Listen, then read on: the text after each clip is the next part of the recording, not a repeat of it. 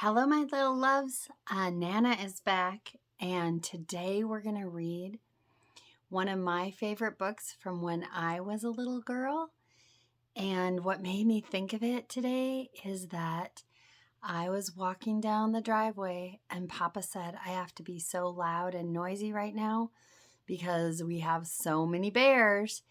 And I looked down, and you know what I saw? All ripe right on this edge of the path? Blueberries.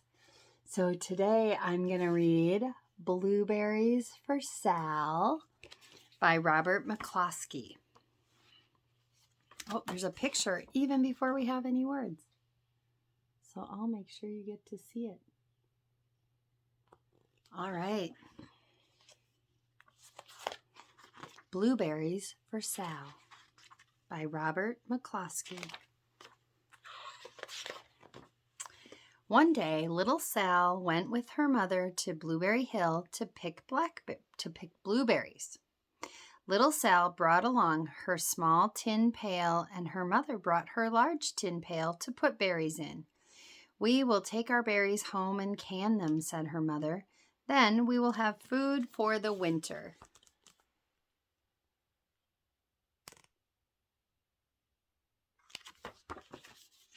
It's almost blueberry picking time here at the end of July. Little Sal picked 3 berries and dropped them in her little tin pail. Ka-plink, ka-plank, ka-plunk. She picked 3 more berries and ate them. Then she picked more berries and dropped them in the pail. Ka-plunk, and the rest she ate. Then little Sal ate all 4 blueberries that were in her pail. Oh, I forgot the picture.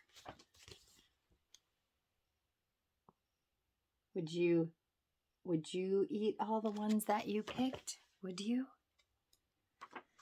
Her mother walked slowly through the bushes, picking blueberries as she went and putting them in her pail. Little Sal struggled along behind, picking blueberries and eating every single one.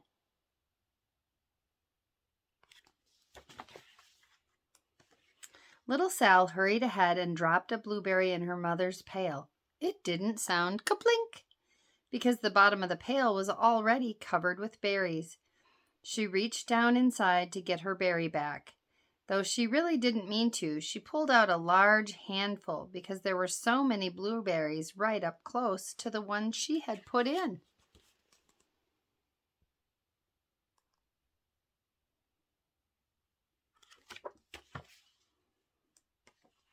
Her mother stopped picking and said, Now, Sal, you run along and pick your own berries. Mother wants to take her berries home and can them for next winter.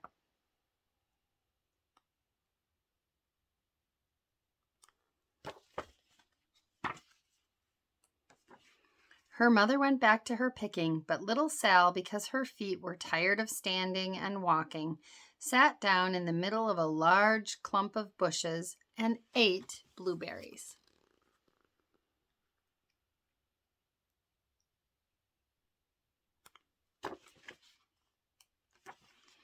On the other side of Blueberry Hill, Little Bear came with his mother to eat blueberries. Little Bear, she said, eat lots of berries and grow big and fat. We must store up food for the long, cold winter.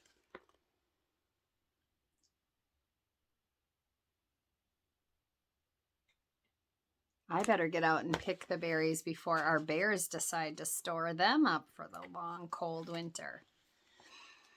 Little Bear followed behind his mother as she walked slowly through the bushes eating berries. Little Bear stopped now and then to eat berries. Then he had to hustle along to catch up.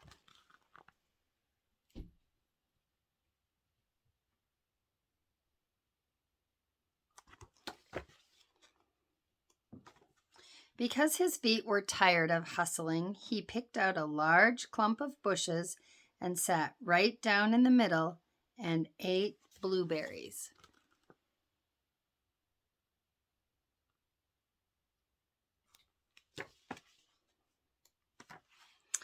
Over on the other side of the hill, little Sal ate all the berries she could reach from where she was sitting and then started out to find her mother.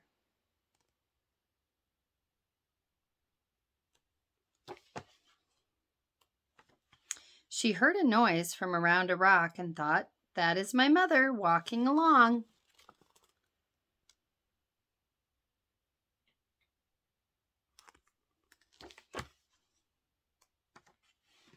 But it was a mother crow and her children, and they stopped eating berries and flew away, saying, "Caw, caw, caw." Then she heard another noise in the bushes and thought, "That is surely my mother, and I will go that way."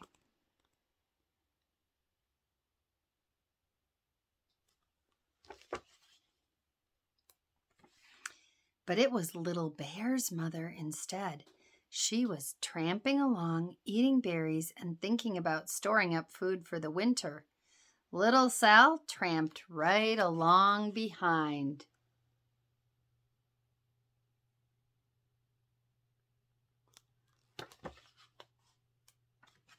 By this time, Little Bear had eaten all the berries he could reach without moving from his clump of bushes. Then he hustled off to catch up with his mother. He hunted and hunted, but his mother was nowhere to be seen. He heard a noise from over a stump and thought, "That is my mother walking along." Do you think it is? But it was a mother partridge and her children. They stopped eating berries and hurried away. Then he heard a noise in the bushes and thought, "That is surely my mother. I will hustle that way." Have you guys seen a partridge? Do you know what a partridge is? Sometimes your mom and dad call them a grouse. We sometimes call them grouse or partridge. Same thing. But it was Little Sal's mother instead. She was walking along, picking berries and thinking about canning them for next winter. But Little Bear hustled right along behind.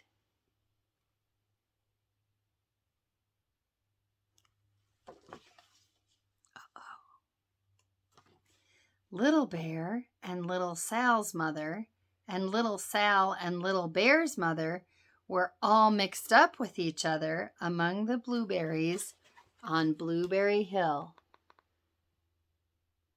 See, over here and over here.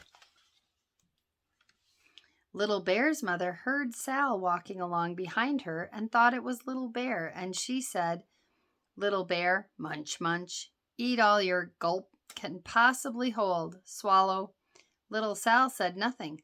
She picked 3 berries and dropped them, kaplink, kaplank, kaplunk, into her small tin pail.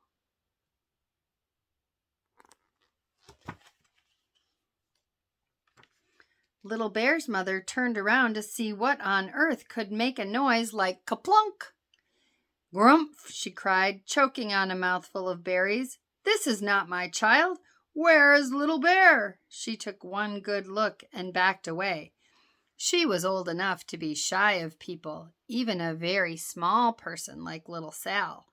Then she turned around and walked off very fast to hunt for Little Bear.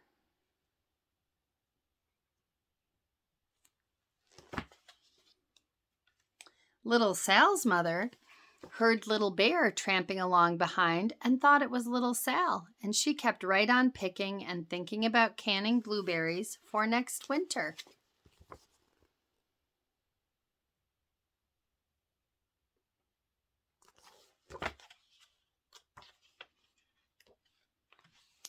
Little Bear padded up and peeked into her pail. Of course, he only wanted to taste a few of what was inside, but there were so many and they were so close together that he tasted a tremendous mouthful by mistake.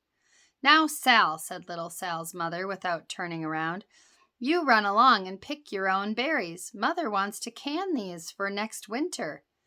Little Bear tasted another tremendous mouthful and almost spilled the entire pail of blueberries.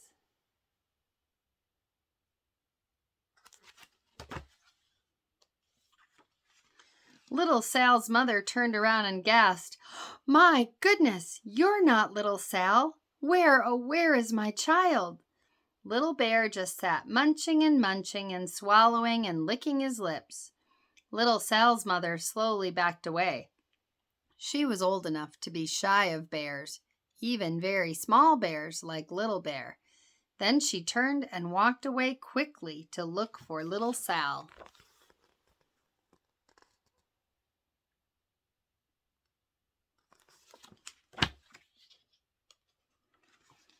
She hadn't gone very far before she heard kaplink, kaplank, kaplunk, and she knew exactly what made that kind of noise. Little Bear's mother had not hunted very long before she heard a rustling, hustling sound that stopped now and then to munch and swallow, and she knew just what made that kind of a noise.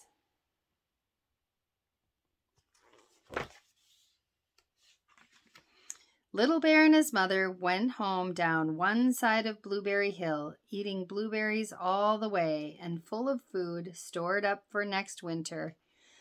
And little Sal and her mother went down the other side of Blueberry Hill, picking berries all the way, and drove home with food to can for next winter, a whole pail of blueberries and 3 more besides.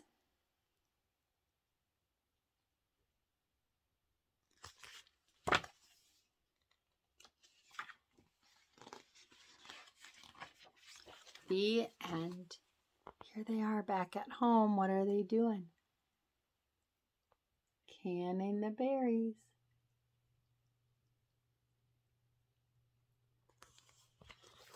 Good night, everyone.